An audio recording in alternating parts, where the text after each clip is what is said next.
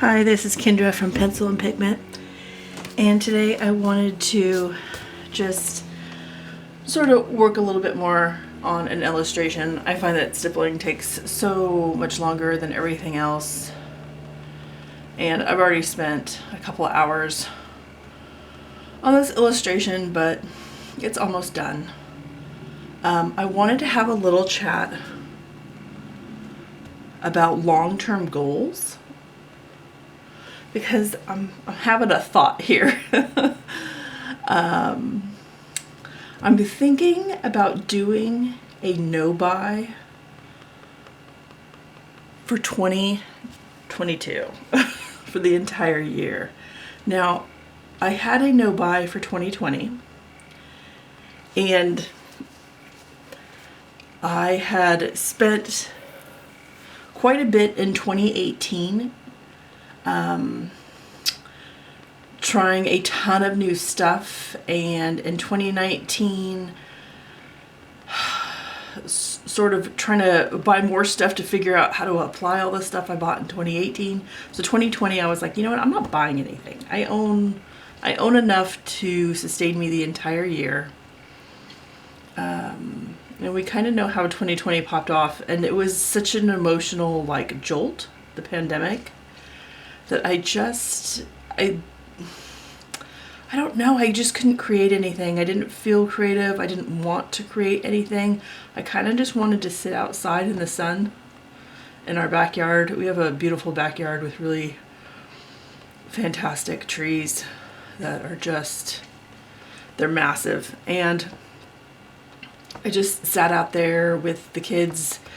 We were trying to figure out our homeschooling and everything with the pandemic, and trying to make sure our family was okay everywhere. It was just a lot. Like, my husband was coming home for work and he wasn't doing field things. He's in the science field. And so that was a lot as well. There was just a ton of stuff, and it just all sort of hit at once, and I think it did for most people. 2020 just was a lot to unpack, and so I didn't create anything. I did a little photography and sort of just worked on my mental health and relaxed with my family and helped them with their mental health, and we sort of just I purchased things and worked on stuff for protests for the Black Lives Matter. I did some stuff for that within the arts community of African American artists, but I didn't purchase any art supplies. And so I'm thinking that that's probably why I've gone so crazy in 2021. I'm seeing a lot of creators on 2021 like uptick their purchases this year, and it could be retail therapy, it could be, filling a void, but I'm looking around at some of the piles of things I have, and it's starting to feel excessive, and I'm starting to think I have enough for 2022 to sustain me. So what I think I'm gonna do, and I'm going to bring up this topic again, either late November or early December.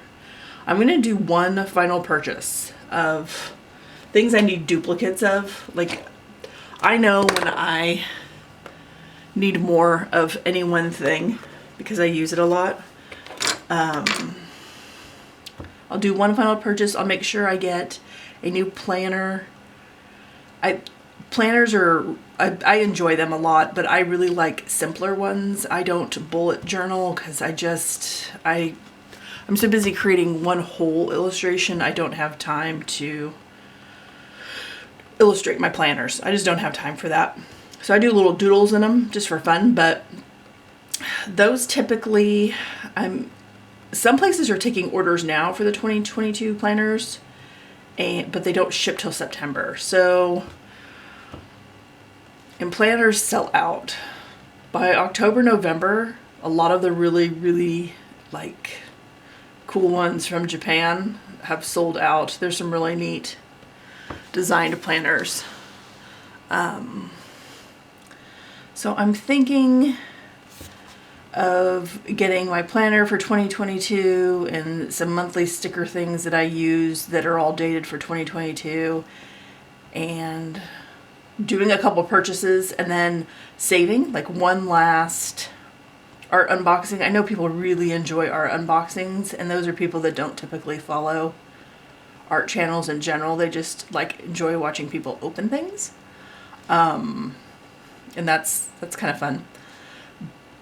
So I might do that, just one huge one in December, and then encourage others if they want to join me in a no-buy, and basically we just shop our own closets and cupboards and shelving units and storage all year long and try and make it work. I have no idea what 2022 is going to hold for me creatively. I had no idea that 2021 I would be on my 4th drawing challenge in a row.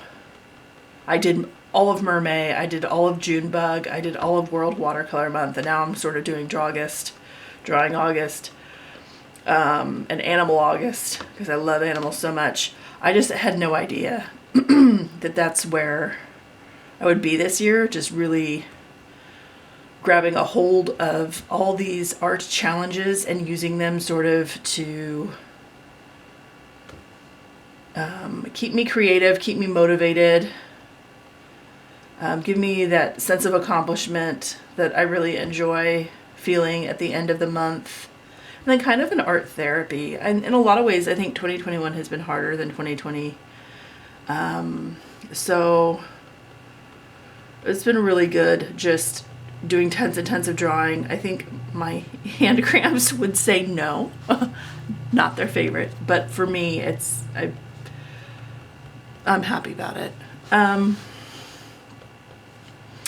Yeah, so a no-buy for 2022. So what do I need to get and make sure I have? I need to make sure that the pens I use the most, I have backups of. I need to make sure, because the polychromos, and this year I've really leaned into colored pencils. I need to make sure that if I'm doing just as much with colored pencils next year as I am this year, that I have backups of the colors I really love. I need to get more purple. I don't know what it is about purple, but I love using purple, especially for shadows and stuff. The darker the colored pencil, I feel like the better color range it has, because you can do it really lightly and get a light color from it. I feel the same way about watercolors. Really dark, like indigos and stuff, have such a large color range. So I need to buy some I need to go shopping before I have a no-buy. Oh no, the irony of it all. So I'll probably do an order with Jet Pens, Amazon, and Blick, and then I'll just save them for early December, and then encourage other folks, if they're interested, you don't have to be interested, if they want to join me in a no-buy for 2022. And I have a ton of sketchbooks for projects. There's tons of projects I want to do, and this year has been all about the art challenge, so I'm not really getting to some of my long-term projects. And I don't know if 2022 I'm going to be motivated to do my own things, or if I'm going to continue doing the drawing challenges. There's definitely a wider audience for that. They get noticed more. Twitter can be kind of saturated with creators, and it can be really hard with the different algorithms and things for your new stuff to get promoted to the top. So I don't know. I haven't decided. I normally just wait sort of the week prior to the month coming up, if it's something like, oh, yeah, I'm definitely doing mermaids this year, or yeah, I feel like doing insects. So, and the insect thing, I kept going. I wanted to fill that whole tiny sketchbook. So it started out as a 30-day challenge, ended up being over 50 days. Those insects were really, really fun. I don't know if I'm going to do Junebug again next year, though. Sometimes I burn out and I get like creator ADD and I'm like, you know what, I've already done that. I don't need to do that again. I want to do something else. So we'll see. I mean, to the folks doing like Dogist, which is a dog every day for the month of August, I commend you. Because I can't. I want to do a different animal every single day. Not that there aren't so many cute breeds of dogs. Oh my goodness, but I don't know. I don't know that I know enough cute dog poses to put them in situations to have them like sitting or laying or napping weird or, you know, jumping in the air or something. That's the same thing with like mermaid. Mermaid, I always am like, what am I going to do for 30 tails? I don't want every single tail to look the same. I don't want every single tail to be folded in the same direction or curled in the same direction. And that's with Smogist. I was like, how do I do 30 different types of dragon wings? I don't think I can. Because all my dragon wings sort of look like bat wings. And I do love bat wings. So I don't know, a no buy for 2022. That's gonna be the goal. Oh, wish me luck. Okay, I think I'm gonna get going. This video is just way too quick. I do really short videos because my camera only records about 12 minutes. My computer's super old and I just can't put any editing software on it. It makes it crash.